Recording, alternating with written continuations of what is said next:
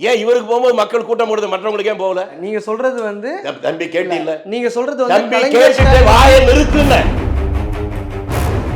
கேள்வி கேட்டீல்ல, பதில் சொல்ல உள்ள என்ன நிறுத்துப்பா முதல்ல. இந்த மாதிரி வார்த்தைகள் சொல்றீங்களான்னு தெரியல நான் என்ன கேக்குறேன் சார். நான் கேள்வியை கேட்கிறேன், நீங்க பதில் சொல்ல மாட்டேங்கிறீங்க. தனிப்பட்ட தாக்குதலை நடத்துறீங்க.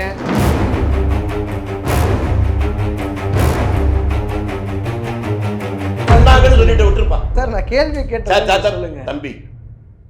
இது ஆஃப் பண்ணிடலாமா? ஒருவேளை ஒரு காங்கிரஸ் நீங்க பேசிட்டே இருந்தா பேசிட்டே இருங்க. நான் சொல்லிடுறேனே சார். என் கேள்வி நீங்க சொல்லவே வேண்டாங்கறேன். ஒரு கூட்டத்துக்கு யார் பர்மிஷன் கொடுக்கும்? யார் பாதுகாப்பு? ஒரு பொதுக்கூட்டம் நடத்தினா அதுக்கு பர்மிஷன் போலீஸ் எதுக்கு வாங்குறோம்? இல்ல சார், இப்ப ராகுல் காந்தி அவர்களே நம்ம எடுத்துக்கிறோம்.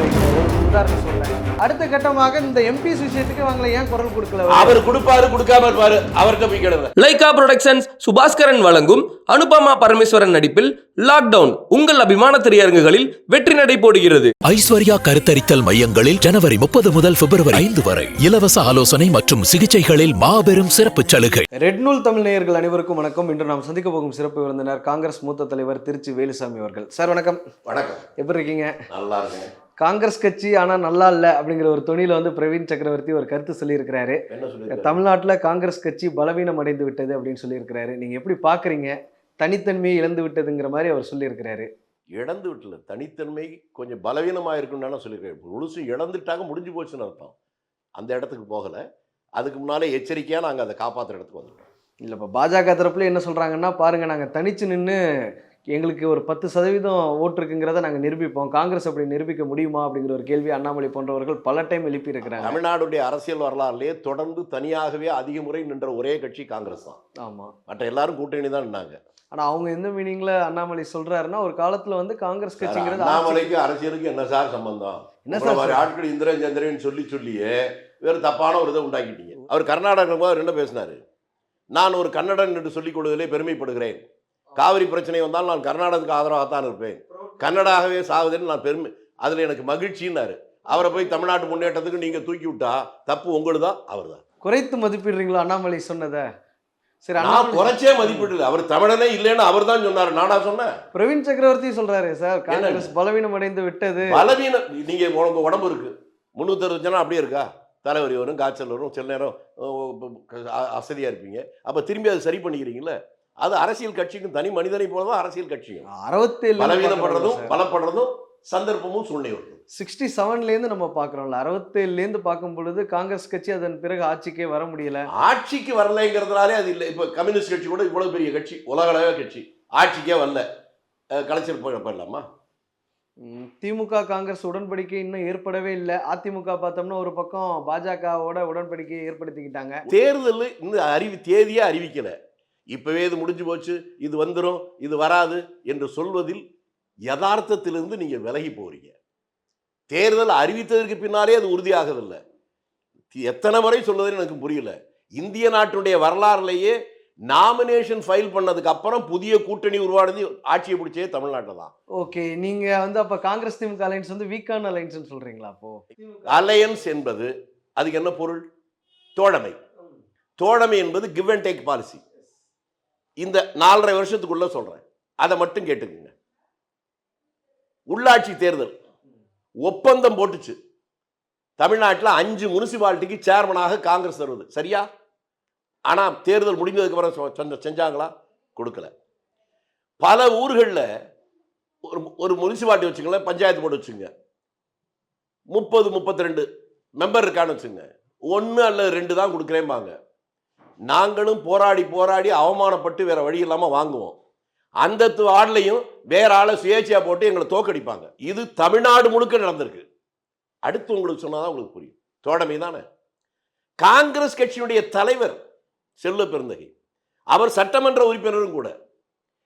அவர் தொகுதிக்குள்ளேயே இப்போ சமீபத்தில் 150 பேர் காங்கிரஸ் கட்சியிலிருந்து திமுக சேர்ந்தாங்கன்னு தாமோ அன்பரசன் லோக்கல் மந்திரி பத்திரிகை ஆட்களை வச்சு விளம்பரம் கொடுத்தாரா? இந்தியாவிலேயே முதலாக தலித் சமுதாயத்தை சேர்ந்த, அதாவது பட்டியலினத்தை சேர்ந்த ஒருவரை இந்து அறநிலையத்துறை அமைச்சர் ஆக்கியது தமிழ்நாட்டில். அந்த ஊர்ல அந்த கட்சி காங்கிரஸ் கட்சியில அதே பட்டியலினத்தை சேர்ந்த ஒருத்தர் எம்எல்ஏ இருக்கிற போது மாநில தலைவராக இருக்கிற போது அவர் தொகுதிக்குள்ளேயே ஒரு கோயில் விசேஷத்துக்கு உள்ள விடாம அதிகாரிகள் தடுத்தாங்க.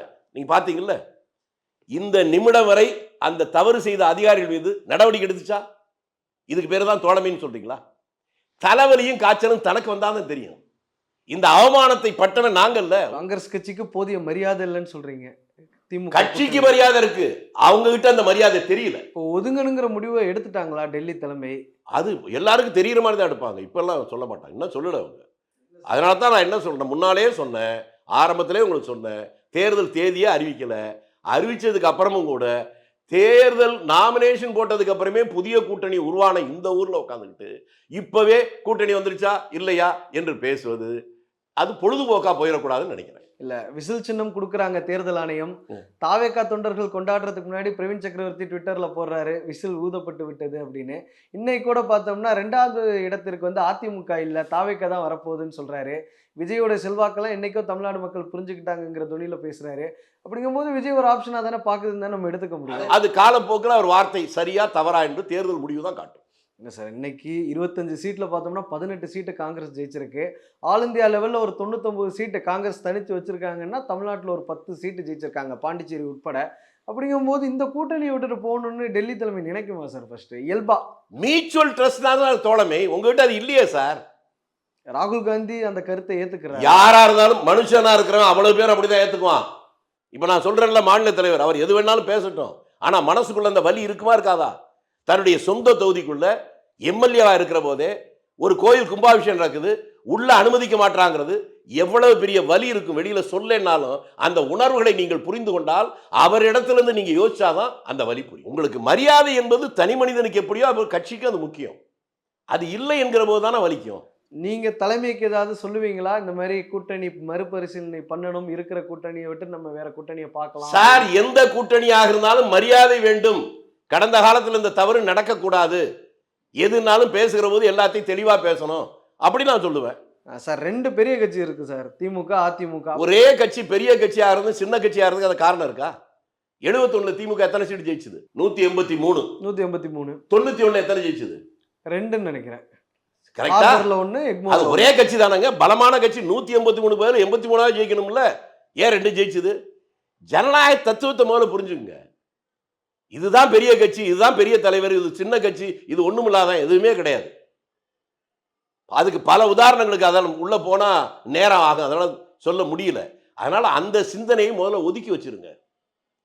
யார் வெற்றி பெற வேண்டும் அப்படிங்கிறதுக்கு காரணத்தை சொல்லுங்க, அதை நான் ஏத்துக்கிறேன்.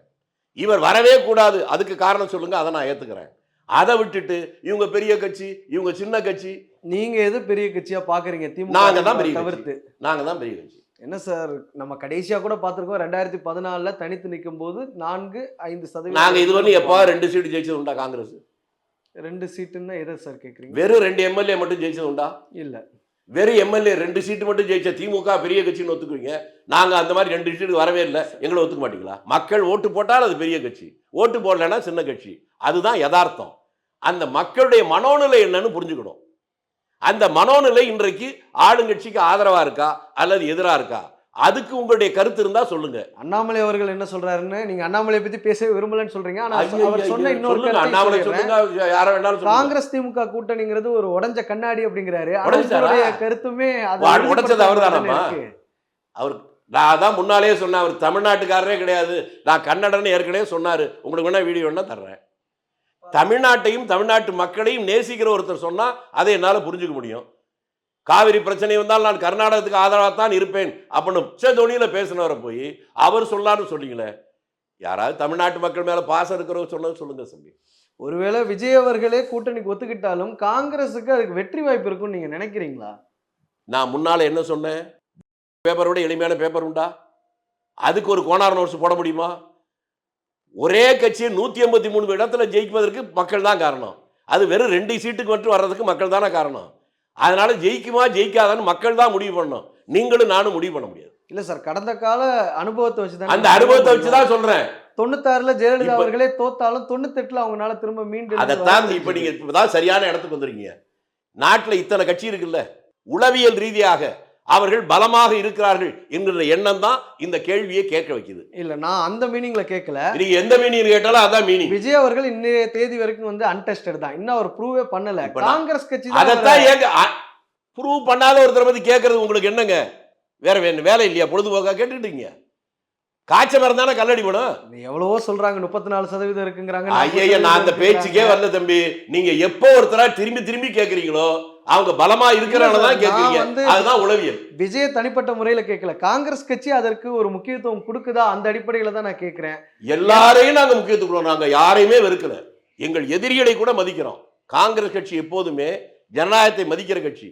எங்களுக்கு எதிராக இருக்க பாஜகவை கூட தப்பா இன்னைக்கு பேச மாட்டோம்.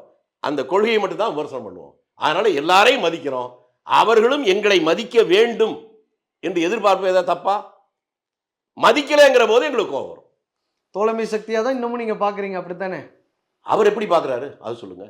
அவர் தான் எதுவுமே பேச மாட்டேங்கிறாரு. முந்தா நாள் என்னங்க பேசினார் அவரு? கூட்டணிக்கு தயார்னு சொன்னாரா இல்லையா? நீங்க காங்கிரஸ் வந்து அவரோட கூட்டணிக்கு போறீங்கன்னு ஒரு விதத்துக்கு எடுத்துக்கிறேன்னு வைங்க. நான் அத நீங்க எடுத்துக்கிறது கீழே போறதெல்லாம் அது உங்களோட வச்சுங்க. நான் கேட்டுறேன். நீங்க என்ன சொன்னீங்க? அவர் பேசவே இல்லை. நீங்க அவர் காங்கிரஸ் தோழமை கட்சி சொல்லிருக்காரு. ஆமான்னு சொல்றீங்க. தம்பி ஒருவேளை அவர் காங்கிரஸ் நீங்க பேசிட்டே இருந்தா பேசிட்டே இருங்க. நான் சொல்லிறேனே சார், என் கேள்வி நீங்க சொல்லவே வேண்டாங்கறேன். இல்ல சார், நான் கேட்டுறேன். கேள்வி கேட்டு முடிச்சதுக்கு பதில் சொல்ல விட மாட்டீங்க. என்ன அர்த்தம்? சரி சொல்லுங்க சார், சொல்லுங்க. அவர் பேசினாரா இல்லையான்னா பேசினாருங்கறீங்கல்ல சார். காங்கிரஸ் வார்த்தையே அவர் சொல்லலையே சார் இது வரைக்கும். சொன்னாங்கன்னு சொல்லிட்டு விட்டுருப்பா சார். நான் கேள்வி கேட்டேன், சொல்லுங்க தம்பி. இது ஆஃப் பண்ணிடலாமா வச்சலாம்? இல்ல சார், சார் நீங்க என்ன பேசிருக்கான்னு சொன்னா உங்களுடைய கருத்தை பதிவு செய்யறதுக்காக தான் நான் வந்திருக்கேன். வேணாம்ப்பா. சரி சார், அவர் காங்கிரஸ் தோழமை சக்தியாவே பாக்குறாருன்னு எடுத்துக்கலாம் சார். நேத்து நாடாளுமன்றத்துல 8 பேரை சஸ்பெண்ட் பண்ணிருக்காங்க சார். எல்லாத்துக்கும் குரல் கொடுக்கறதா வேலைன்னு இல்ல சார். முதலமைச்சர் ஸ்டாலின் அவர்கள் கண்டனம் தெரிவிக்கிறார். ஜனநாயகம் இருக்கிற செயல். ஒரு 60 பேர் செத்தான்ல கள்ளக்குறிச்சியில, அங்க அதுக்கு குரல் கொடுத்தாரா சார்? விஜய் அவர்கள் கரூர்ல 41 பேர் இறந்ததுக்கு என்ன பண்ணாரு? யாரு காரணம்? பாதுகாப்பு என்பது அரசாங்கத்துடைய கடமை. தெரியுமா உங்களுக்கு? அவர் இறந்தவர்களை இங்க கூட்டிட்டு வந்து பாக்குறாருங்கிறத. சார் நீங்க சொல்லுங்க சார். என்ன சொல்றது? ஒரு கூட்டத்துக்கு யார் பர்மிஷன் கொடுக்கணும்? யார் பாதுகாப்பு? ஒரு பொதுக்கூட்டம் நடத்தினா அதுக்கு பர்மிஷன் போலீஸ் எதுக்கு வாங்குறோம்? இல்ல சார், இப்ப ராகுல் காந்தி அவர்களே நம்ம எடுத்துக்கிறோம்னு வைங்களேன். ஒரு உதாரணம் சொல்றேன். ஹத்ராஸ்ல ஒரு சம்பவம் நடக்குது. ராகுல் காந்தி அவர்கள் எனக்கு அதுக்கு சம்பந்தம் இல்லை, யூபியில் யோகி ஆதித்யநாத் தான் ஆட்சி பண்றாரு, அந்த கட்சியிலேருந்து யாராவது பார்த்துக்கணும்னு நான் நினைக்கிறாரு. டெல்லியிலேருந்து வந்து ஹத்ராஸ்ல நடந்த சம்பவத்தை பார்க்குறாரு, அந்த குடும்பத்தை சந்திக்கிறாரு. ஆனா தன்னுடைய கூட்டணி இதை சொன்னாதான் உனக்கு புரியும். 41 குடும்பம் செத்தாங்களா? அவங்க அவ்வளவு பேரும் விஜய்கிட்ட போய் பார்த்தாங்களே. ஏன்? வலிப்பட்ட அடிபட்ட அவங்களுக்கு தான் வலி தெரியும். அவங்க அவ்வளவு பேர் ஒத்துக்கிட்டாங்கல்ல. இதுக்கு காரணம் விஜய் இல்லைன்னு சம்பந்தப்பட்டவங்களே விஜய் தப்பு பண்ணலன்னு சொல்றான். அவர் பொறுப்பேற்கணும் அப்படிங்கிற ஒரு விஷயத்தை தானே நிறைய பேர் பொறுப்புன்னு அதுக்கு என்ன அர்த்தம்? அடுத்த கட்டமாக இந்த எம்பிஸ் விஷயத்துக்கு அவங்களை ஏன் குரல் கொடுக்கல? அவர் கொடுப்பாரு, கொடுக்காம இருப்பாரு. அவர்கிட்ட போய் கேளுங்க சார். நீங்க தானே சார் எனக்கு தெரியும்ன்ற, நீங்க அவங்ககிட்ட போய் கேளுங்க. இல்ல இங்க இருக்கக்கூடிய எல்லாத்துக்கும் பேசிட்டு இருக்க முடியாது. அவர் தமிழ்நாடு தான் கட்சி வச்சிருக்கிறாரு. அண்ணாதுரை நடிகரா இல்லையா? எம்ஜிஆர் நடிகரா இல்லையா? ஜெயலலிதா நடிகரா இல்லையா? அவங்களெல்லாம் நடிகர் தான் சொல்றீங்களா? அரசியலுக்கு வந்ததுக்கு அரசியல்வாதி தானே. கூட்டம் என்பது மக்கள் போறாங்களா, ஆடு மாடு போகுதா? அந்த மனிதர்கள் தானே ஓட்டு போடணும். ஆடு மாடு வந்தா ஓட்டு போடாது. ஏன் இவருக்கு போகும்போது மக்கள் கூட்டம் போடுது, மற்றவங்களுக்கு ஏன் போகல? நீங்க சொல்றது வந்து தம்பி கேட்டு இல்ல. நீங்க சொல்றது தம்பி கேட்டு வாயை நிறுத்துங்க. கேள்வி கேட்டு இல்ல, பதில் சொல்ல உள்ள என்ன இந்த மாதிரி வார்த்தைகள் சொல்றீங்களான்னு தெரியல சார். நான் கேள்வியை கேட்கிறேன், நீங்க பதில் சொல்ல மாட்டீங்க. தனிப்பட்ட தாக்குதலை நடத்துறீங்க.